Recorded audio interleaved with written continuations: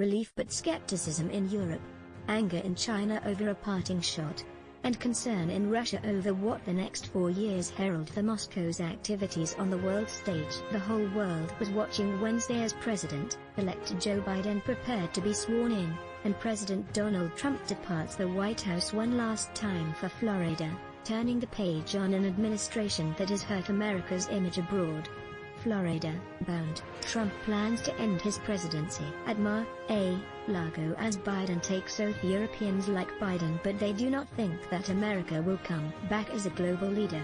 Most think the US political system is broken, that China will be more powerful than the USA and that Washington will not defend them, said Mark Leonard, director of the European Council on Foreign Relations, a London-headquartered think tank.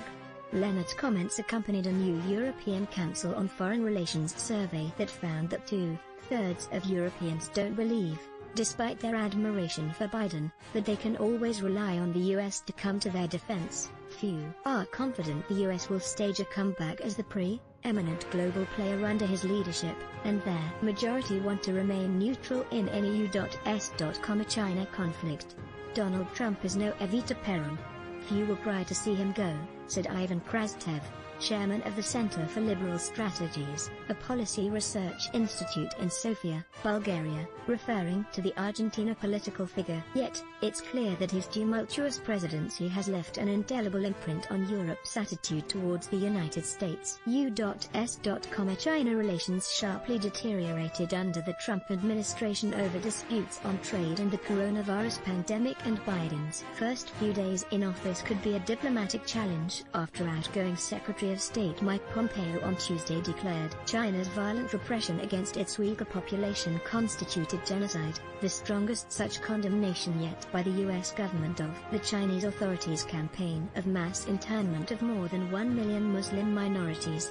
Biden's campaign declared, before the November 3 presidential election, that genocide was occurring in China's western Xinjiang region, and human rights groups have reported allegations of forced labor and sterilizations and other human rights violations against Uyghurs. However, the official genocide determination by Pompeo's State Department is a more diplomatically sensitive allegation and has drawn a strong rebuke from China.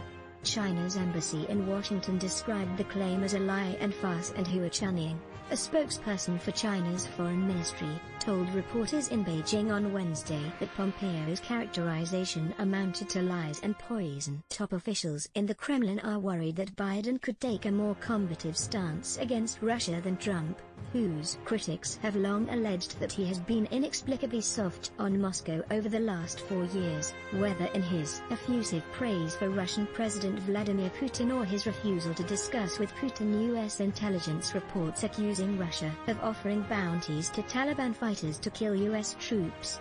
Biden has not yet said anything positive about Russia. On the contrary, his rhetoric has always been openly unfriendly, harsh, even aggressive, wrote Dmitry Medvedev, a former Russia president, in a lengthy opinion piece published by Russian state news agency TASS on Saturday.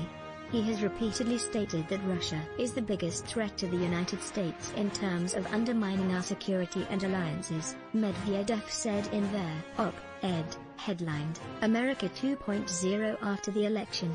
He added that Biden's team includes politicians who hold similar views and have no interest whatsoever in improving relations between Moscow and Washington.